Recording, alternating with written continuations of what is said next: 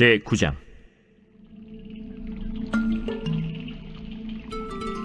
베냐민 지파에 기스라 이름하는 유력한 사람이 있으니 그는 아비엘의 아들이요 스롤의 손자요 베고랏의 증손이요 아비아의 현손이며 베냐민 사람이더라. 기스에게 아들이 있으니 그의 이름은 사울이요 준수한 소년이라. 이스라엘 자손 중에 그보다 더 준수한 자가 없고 키는 모든 백성보다 어깨 위만큼 더 컸더라.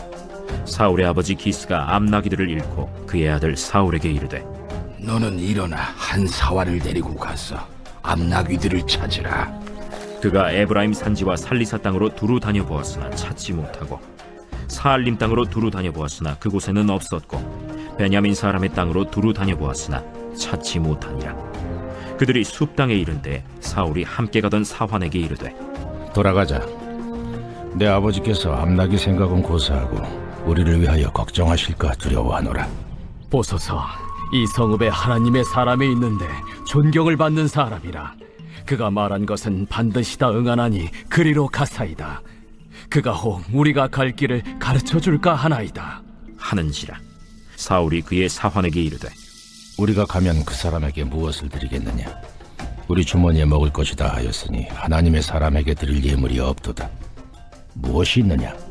보소서, 내 손에 은 한 세겔의 4분의 1이 있으니 하나님의 사람에게 드려 우리 길을 가르쳐달라 하겠나이다. 옛적 이스라엘의 사람이 하나님께 가서 물으려 하면 말하기를 선견자에게로 가자 하였으니 지금 선지자라 하는 자를 옛적에는 선견자라 일컬었더라. 사울이 그의 사환에게 이르되, 내 말이 옳다. 가자. 그들이 하나님의 사람이 있는 성읍으로 가니라. 오늘 저는 선택받은 인생이라는 제목으로 은혜를 나누고자 합니다. 오늘 설교는 오래전에 고난 속에 사는 인생이라는 책을 읽었는데 그 내용을 읽다가 은혜 받은 경우가 있었어요. 그래서 함께 나누고자 합니다. 여러분, 선택의 근본 원리는 무엇일까요? 선택의 근본 원리는 하나님의 사랑에서 비롯됩니다. 이 사랑은 우리 인생에게 속한 어떠한 힘과 능력과 의로움, 이러한 것이 다른 사람보다 월등하거나 뛰어나서 탁월해서 이렇게 선택되어지는 것이 아니라 하나님께서 우리들을 사랑하시고 또 기뻐하셔서 하나님께서 주권적으로 은혜 가운데 우리를 선택하시는 줄로 믿습니다. 네, 하나님은 천지 만물을 창조하셨습니다. 그리고 마지막으로 우리 인간을 창조해 주셨어요.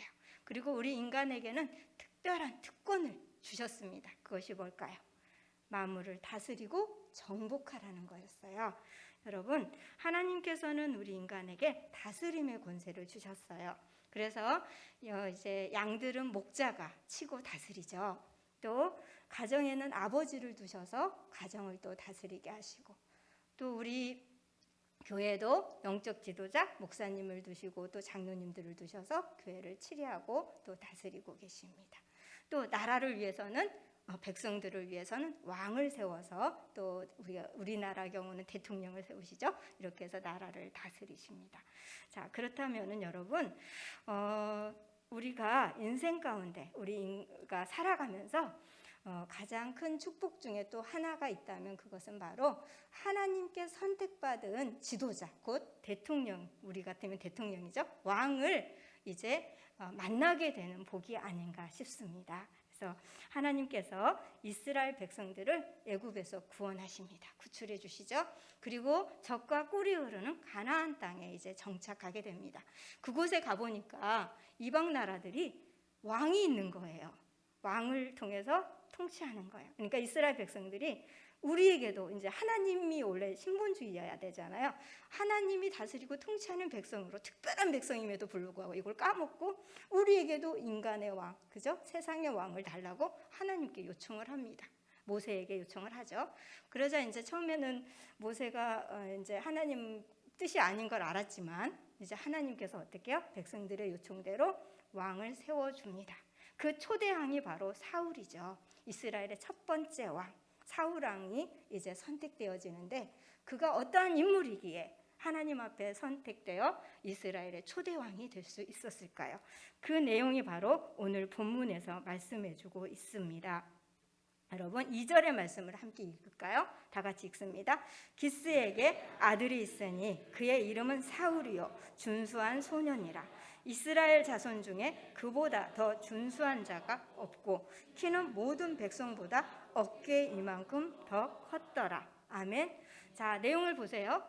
기스에게 아들이 있는데 그 이름은 사울이다. 그 사울은 누구냐? 아주 준수한 사람이라는 거예요. 그 준수한 정도가 이스라엘 자손 중에 그보다 더 준수한 자는 있다 없다? 없다. 그러니까 바울도 우리가 준수한 자로 알고 있잖아요. 이때 하나님이 보셨을 때는 바울보다 더 사울이 뛰어났다는 얘기죠. 이 본문 말씀만 그대로 우리가 읽어본다면 말씀이죠. 자, 하나님께서 여기서 준수한 소년을 택하셨는데 이 준수한 소년을 원어적으로 보면은요, 젊고 순수한 사람을 가리킵니다. 어떤 사람? 젊고 순수한 사람. 우리 대통령도 젊고 순수한 사람이 나왔으면 좋겠습니다.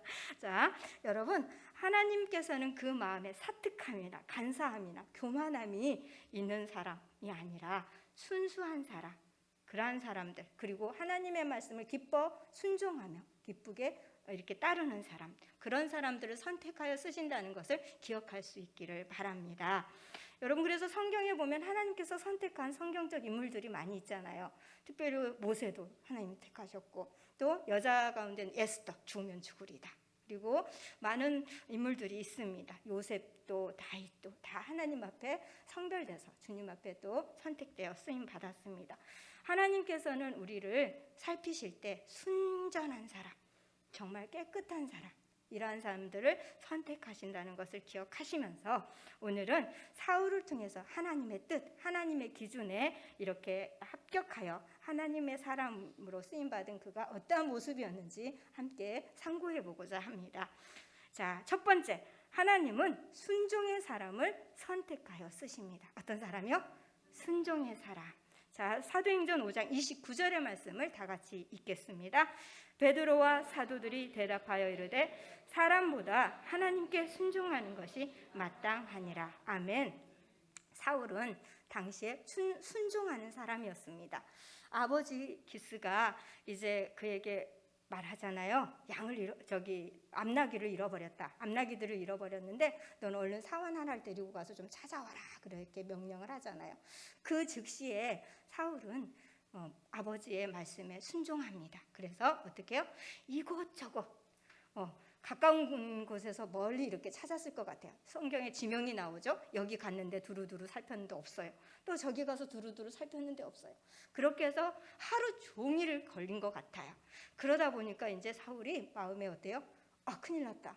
아버지가 암나귀 걱정보다도 우리들이 안 와가지고 더 걱정하실까 싶다. 얼른 돌아가자. 이렇게 말하는 내용이 오늘 본문에 나오고 있습니다. 여러분, 효가, 그죠? 부모님을 사랑하고 공경하고 효도가 먼저인 거예요. 이렇게 작은 것에 순종하고 또 살필 때 하나님께서는 큰 일도 맡기시는 줄로 믿습니다. 그래서 우리 모두가 여러분들 정말 작다고 여길 수도 있고 또 크다면 크다고 여길 수 있는데 여러분들 하나님 앞에 특별하게 쓰임받고 싶습니까? 선택받고 싶습니까? 그러면 부모님 사랑하고 효도하십시오. 아멘. 사울은 이거 잘해가지고 하나님께 선택받았어요. 그래서 우리는 불효자가 지도자가 되어서는 안 됩니다. 아멘. 그래서 여러분들 오늘 본문을 통해서 참으로 사울이 효자였구나 라는 것을 생각해 볼 수 있기를 바랍니다. 신학자 디트리 보네퍼는요, 신앙은 주님의 명령과 순종, 바로 그것뿐이다 라고 했어요. 주님이 명령해요? 그러면 내가 바로 순종해야지 그 안에 어떤 것이 개입되면 안 된다는 거예요. 어떤 이유 때문에, 그죠? 그런 것들이 이 사이에 개입되면 안 된다는 거예요. 그리고 칼빈은 말하기를 믿음이란 눈을 감고 귀를 기울이고 무조건 따르는 것이라고 했어요. 쉽지 않을 수 있어요. 여러분 정말 눈 감고 들리는 대로 무조건 100% 순종하기가 쉽겠습니까? 어려울 거예요. 그런데 하나님은 이처럼 완전하게 온전하게 순종하는 자를 시대마다 그때그때마다 택하시고 또 사용하셔서 이 역사를 세워가시고 또 이루어가시는 줄로 믿습니다. 그렇다면 쓰임받는 순종은 어떠해야 할까요? 쓰임받는 순종은 범사의 형식이나 눈가림으로만 하는 것이 아니라 주를 두려워하는 성실함으로 주님의 뜻에 맞추어 사는 자입니다. 이 말씀의 뜻은 뭐냐면 삶의 중심이 내 중심, 자기 중심이 아니라 누구? 하나님 중심이 되어야 한다는 의미예요. 여러분, 내 생각, 내 계산, 내 계획 이거 버리고 하나님의 뜻, 하나님의 명령에 완전히 순종하고자 하는 자를 쓰실까요? 아니면 내 계획이 먼저야, 내 뜻이 먼저야, 내 주장이 먼저야 하고 자기 고집대로 사는 자를 쓰실까요? 주인의 뜻에 기쁘게 순종하는 자, 그를 하나님께서는 사용하시는 줄로 믿습니다. 그리스도 안에 쓰임받는 사람은 철저하게 또 그리스도 안에 거하는 자가 되어야 합니다. 주님이 원하는 것을 먼저 추구하는 사람, 그러한 삶의 태도가 있어야 됩니다. 진실한 신앙의 사람은 내가 내 것이 되기 전에 먼저 하나님의 것이 되어야 돼요. 나의 주인은 내가 아니라 하나님이십니다. 내가 가진 자식들 내 거 아니고 하나님 것입니다. 내가 가진 재산 물질 내 거 아니고 하나님 것입니다. 이렇게 내가 아니라 하나님이 먼저 주인이 되는 자들을 하나님께서 기뻐 쓰십니다. 그래서 내 재주와 내 이론, 내 계획이 앞세우는 게 아니라 하나님의 뜻, 하나님의 종으로, 그리스도의 종으로 되기를 원하는 자들을 하나님께서는 기뻐 사용하시는 줄로 믿습니다. 여러분, 그렇게 이제 내가 부정되어야 합니다. 어떻게 해요? 이제 나를 위해서 세워진 계획들, 활동들이 이제는 정지되고 그것을 내려놓고 하나님의 뜻을 바라볼 수 있기를 바랍니다. 그리할 때 하나님께서는 그리스도를 위하여 우리로 하여금 모든 것을 할 수 있는 자로 우리의 삶을 택해 주시고 인도해 주실 줄로 믿습니다. 그리고 진정한 선택은요, 분리입니다. 여러분, 하나님께서 이스라엘 백성들을 선택한 이유가 뭡니까? 선택한 이유는 하나님의 것으로 특별히 구별하기 위해서예요. 이방 나라들이 아니라 당신의 거룩한 백성, 하나님의 백성으로 구별하셔서 당신이 섬김받고자. 애굽에서 하나님께서 그들을 구원하여 주신 이유가 바로 당신을 경배하고, 그죠? 당신에게 오직 하나님 앞에 예배하는 그러한 자로 삼기 위해서였습니다. 그래서 아담과 하와가 하나님 앞에 불순종하고 모든 인류가 죄 가운데 빠졌습니다. 그래서 모든 사람은 다 죄인이죠. 자, 죄인들 가운데 또 하나님께서는 분리를 하십니다. 어떻게 해요? 예수 그리스도를 이 땅에 보내주시고 예수 그리스도가 우리의 죄와 허물들을 지고 십자가에 죽으심으로, 그래요? 그래서 이 사실을 믿는 자마다 다 하나님의 자녀 백성으로 구원하셔서 너는 거룩하다, 의롭다 인쳐주시죠. 그래서 성령이 함께 하심으로 인해서 우리는 세상의 것과 또 하나님의 것으로 구별되어져야 한다는 것을 믿으실 수 있기를 바랍니다. 사랑하는 여러분, 진정한 선택은 분리입니다. 그래서 뭐 완전히 나는 세상과는 그게 아니라 또한 세상 가운데 있지만 내 안에는 특별한 하나님의 거룩함이 함께 할 수 있기를 바랍니다. 그리고 여러분, 하나님 앞에 존귀한 자로 쓰임받기를 원한다면 우리 모두가 다 기억합시다. 바로 순종입니다. 이 세상에 믿는다는 사람들은 많이 있습니다. 그런데 순종의 사람은 찾아보기가 힘들다고들 하죠. 그렇기 때문에 우리는 사울이 아버지에게 순종함으로써 그가 보여준 이 효를 통해서 하나님 앞에 택함 받았다는 것을 기억할 수 있기를 바랍니다. 아무리 믿음이 좋아도 여러분, 순종의 덕을 지키지 못하는 사람은 지도자의 위상을 가진 자가 아닙니다.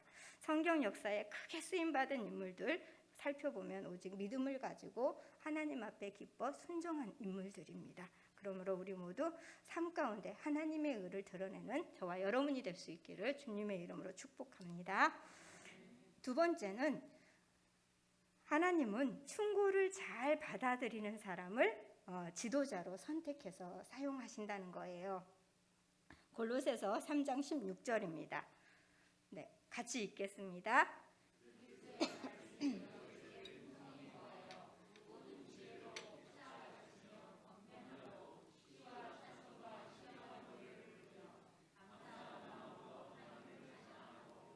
아멘. 자, 그리스도의 말씀이 너희 속에 풍성히 거하여 모든 지혜로 피차 가르치며 권면하고라고 말씀하고 있죠. 여기서 권면이란 히브리어로 하치입니다. 충고하다, 권면하다는 그런 뜻을 가지고 있어요. 이는 누구나가 서로 충고하고 권면할 수 있다는 거예요. 서로 상의하고 또 서로를 권면하고 권면을 받는다는 거죠. 자, 사울은 종의 충고가 있을 때 어떻게 했어요? 그의 충고를 받아들입니다. 여러분, 충고를 받아들이는 사람이 바로 큰 제목으로 쓰임 받게 되는 거예요. 그래서 충고를 싫어하거나 받아들이지 못하는 사람들은 발전이 없습니다. 6절의 말씀을 함께 읽을까요? 오늘 본문 6절에 이 성읍에 하나님의 사람이 있는데 존경을 받는 사람이라 그가 말한 것은 반드시 다 응하나니 그리로 가사이다. 그가 혹 우리가 갈 길을 가르쳐 줄까 하나이다. 아멘. 사울은 바로 이 충고를 흔쾌히 받아들입니다. 지금 윗사람이 아랫사람의 충고를 받아들이고 있죠. 여러분, 아랫사람의 충고를 받아들인 이 아량이 하나님께서 또 기뻐 보신 것 같아요. 불행하게도 교회 안에는 오래된 직분자들 가운데는 목사나 성도들이 권면해주면 어때요? 받지 않고 도리어 반항하고 또 교회에 상처를 입힙니다. 성도들이 서로 실족하는 그러한 예들이 나타나기도 합니다. 이러한 현상은 여러분 사울의 말로 해서 보는 것처럼 사울이 왕이 된 다음에는 이제 교만한 자가 되잖아요. 이와 같이 하나님 앞에 쓰임 받다가 마귀의 종으로 전락하는 그러한 불행한 일이 되는 그런 경고로 삼을 수 있기를 바랍니다. 그러하게 여러분 충고를 잘 받아들이는 자는 가장 큰 지혜자요 또 하나님 앞에 충성스러운 일꾼이 될 것입니다. 이미 절대 주권자인 하나님께서 우리를 선택하셨기에 우리는 그분 앞에 저항해서는 안 됩니다. 하나님은 만물의 지배자요, 통치자요, 또 다스리고 계십니다. 하나님의 간섭이 여러분 싫습니까? 좋습니까? 하나님의 다스림이 좋습니까? 싫습니까? 좋은 분도 있고 싫은 분도 있겠죠. 그렇다면 좋은 분을 쓰실까? 싫은 분을 쓰실까요? 여러분, 하나님의 간섭을 기뻐할 수 있기를 바랍니다. 우리가 살아가는 동안에 하나님은 인간의 능력과 자원의 한계를 깨닫고 우리로 하여금 겸손하게 모든 것을 하나님께서 주신 거라고 믿고 훈련받기를 자원하는 자들을 하나님께서 기뻐하시는 줄로 믿습니다. 그리고 충고를 수용하는 능력은 그 능력만큼 성장하게 됩니다. 그래서 기고만장해서 누구의 말도 듣지 않는다면 그는 더 이상 성장할 수가 없습니다. 디도서 2장 15절에 보면 너는 이것을 말하고 권면하며 모든 권위로 책망하여 누구에게든지 업신여김을 받지 말라고 합니다. 인생은 한평생을 통하여 끊임없이 서로 충고하고 또 권면을 듣게 되죠. 또 내가 충고자가 되기도 하고 권면하는 자가 되기도 합니다. 여러분, 이러한 상황들을 통해서 우리는 더 깊고 더 넓고 더 높게 이렇게 성장하고 성숙해 가는 줄로 믿습니다. 다음에 충고를 잘 받는 자만이 진실로 거듭나는 지혜인 것입니다. 나아만 장군을 잘 아시죠? 그가 나병에 문둥병에 걸렸습니다. 그래서 고칠 방법이 없는 거예요. 그런데 저 유대 땅에 엘리사에게 가면 낫는다는 한 종의 얘기를 듣고 어떻게 해요? 찾아갑니다. 그런데 갔더니 엘리사가 이 나만 장군의 위치, 자기 권위에 어떻게 해요? 합당한 대우를 해요? 안 해요? 안 하는 거예요. 그래서 불쾌하게 여깁니다. 그래서 섭섭한 마음에 그냥 우리는 요단강보다 더 좋은 강이 얼마나 많은데 그러면서 요단강에 가서 7번 몸을 담그라는 그 말을 어떻게 해요? 순종하지 못하고 가려고 합니다. 그때도 그의 종들이 어때요? 더한 일도 병낫기를 원하면 하지 않겠습니까? 라고 이제 하죠. 그러자 그는 이제 이 말에 순종해서 그의 나병이 깨끗함을 입게 됩니다. 여러분, 우리 그리스도인들은 날마다 복음을 통해서 하나님께서는 충고하고 권면하고 계십니다. 자, 그 말씀을 볼까요? 빌립보서 1장 27절에 보면 오직 너희는 그리스도의 복음에 합당하게 생활하라 라고 충고하고 있어요. 그래서 우리가 정말 암흑 같은 어렵고 힘든 환경 속에 살아가고 있더라도 하나님의 복음, 하나님의 말씀을 소유하고 있는 이 사도 바울처럼 항상 기뻐하고 감사하고 또 기도하며 이렇게 찬양하며 살아야 할 것입니다. 왜요? 항상 기뻐하라, 범사에 감사하라, 또 쉬지 말고 기도하라. 이는 그리스도 예수 안에서 너희를 향하신 하나님의 뜻이니라. 아멘. 그러므로 여러분 어려운 일을 만났습니까? 그러면 기도하십시오. 기쁘던 슬프던이 아니에요. 조건 없이 항상 하나님께 범사에 감사하며 또 기뻐할 수 있기를 바랍니다. 찬양할 수 있기를 원합니다. 사랑하는 성도 여러분, 이 확실한 지혜를 가지고 믿음 위에 굳게 서시기를 바랍니다. 인생의 모든 해결 원칙, 해결점은 누구다? 살아계신 하나님 한 분인 줄을 믿습니다. 그렇기 때문에 우리 모두 영원하신 하나님, 권세와 능력의 하나님, 구원의 하나님 앞에 우리 자신들을 의탁하고 맡길 수 있기를 간절히 바랍니다. 다음 이제 세 번째로 하나님은 겸손한 인격과 그리고 경건을 갖춘 사람을 선택하여 쓰신다는 거예요. 시편 147편 6절의 말씀을 함께 보시면은 여호와께서 겸손한 자들은 붙으시고 악인들은 땅에 엎드러 뜨리시는도다라고 말씀하여. 사울은 겸손한 인격과 경건을 갖춘 사람입니다. 무엇을 보고 알 수 있어요?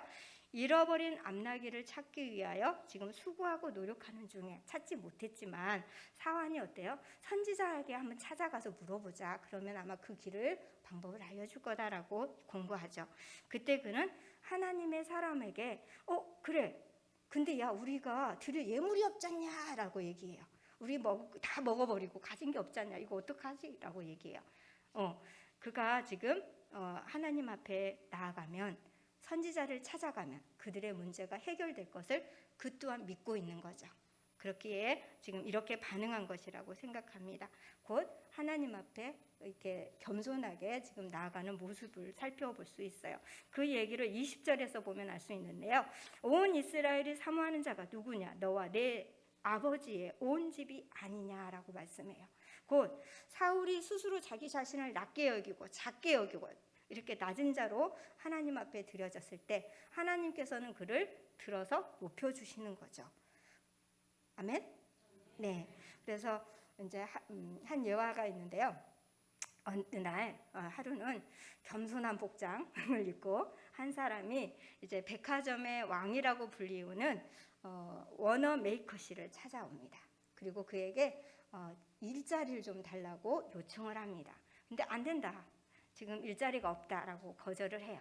그래도 이 사람은 젊은이는 떠나지 않고 아닙니다. 어떤 일자리라도 괜찮습니다. 꺼리낌 없이 이제 이렇게 기꺼이 하겠습니다라고 얘기해요. 그래서 이제 쫓아버리려고 이제 이 오너메이커는 이 사람을 쫓아버리려고 이제 그럼 저 창문 닦는 일이나 하시오 그러고 이제 창문 닦기를 시켰어요.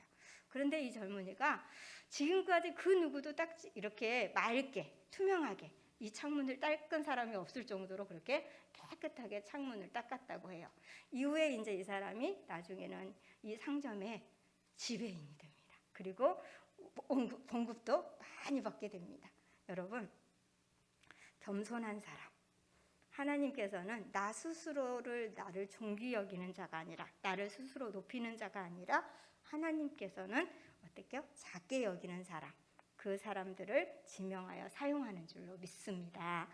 그래서 마태복음 20장 20절로 28절에는 지도자의 원리가 이제 소개되어 잘 말씀해주고 있습니다. 첫 번째는 으뜸이 되고자 하느냐? 그러면 먼저 남의 종이 되어야 한다라고 말씀하세요. 자, 남에게 진정한 헌신과 섬김을 다할 때 어떻게 해요? 그 사람들이 그 이웃을 우리가 정복할 수 있다라는 겁니다. 그리고 두 번째는 하나님의 은혜를 먼저 생각하고 그 무엇에든 할 수 있는 은혜가 하나님께로 온 것, 하나님으로부터 온 것임을 어떻게 해요? 분명히 아는 지도자가 겸손의 지도자다라는 거예요. 그래서 만일 세례 요한의 얘기를 잘 아시죠? 세례 요한은 예수님보다 먼저 이제 하나님의 나라를 전파합니다. 회개하라, 천국이 가까웠느니라. 그도 하나님의 신에 충만한 사람이었습니다. 그런데 이후에 예수님께서 나타나시자 많은 제자들, 자기의 제자들도 예수님께 가고 막 이렇게 합니다. 그런 상황에서도 그는 어떻게 해요? 세례 요한은 나는 예수님의 신발끈도 풀 자격이 없다라고 얘기하죠. 그래서 하늘에서 하나님께서 주신 바 아니면 사람이 아무것도 할 수 없다라고 고백을 합니다. 여러분 얼마나 겸손한 사람입니까?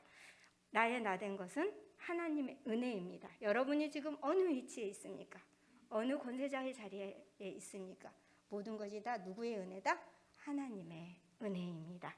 그래서 진실로 겸손한 사람들은 이처럼 하나님의 은혜임을 고백해야 합니다. 내가 나된 것은 하나님의 은혜입니다라고 수시로 계속해서 고백되어진다면 이 사람은 정말 교만한 자가 되지 않을 것입니다. 사랑하는 성도 여러분, 하나님의 사람은 하나님께서 어떤 모양, 어떤 위치에서 쓰시든지 내가 선택받은 그 순간을 기억하십시오. 내가 그 자리에서 하나님 앞에 어떠한 열정으로, 어떠한 감정으로, 어떠한 감동으로 드려졌는지를 기억하십시오. 여러분은 그 자리에 있을 때 진실하셨습니다. 여러분 그 자리에 있을 때 겸손하셨습니다. 여러분 그 자리에 있을 때 순종의 사람이었습니다. 아멘. 그렇기에 주님께 선택받아 쓰임받게 된 줄로 믿습니다. 그래서 이제 우리 모두 남은 생에도 하나님 앞에 영광 돌리며 또 더욱더 하나님께서 이렇게 찬양받으시는 그러한 위치에서 살아갈 수 있기를 바랍니다. 우리 모든 성도님 한 분 한 분 다 하나님 앞에 존귀한 자로 선택받고 쓰임받기를 주님의 이름으로 축복합니다. 기도하겠습니다. 참 좋으신 하나님, 은혜와 사랑을 감사합니다. 아버지께 순종하는 사울을 통해서 오늘 하나님께서 이제 선택하시고 쓰시는 일꾼들의 모습들을 살펴봅니다. 하나님은 작은 일에 순종하는 자를 택하셔서 큰 일도 맡기십니다. 하나님, 우리가 겸손함으로 다른 사람의 충고와 불문을 잘 받아들이는 자가 되게 하소서. 무엇보다도 구별되어 하나님 앞에 경건의 모습을 잃지 않도록 축복하여 주옵소서. 선하신 하나님, 하나님의 사람으로 귀하고 복되게 쓰임받기 원하오니 축복하여 주옵소서. 예수님의 이름으로 간절히 기도합니다. 아멘. 봉헌 찬송 함께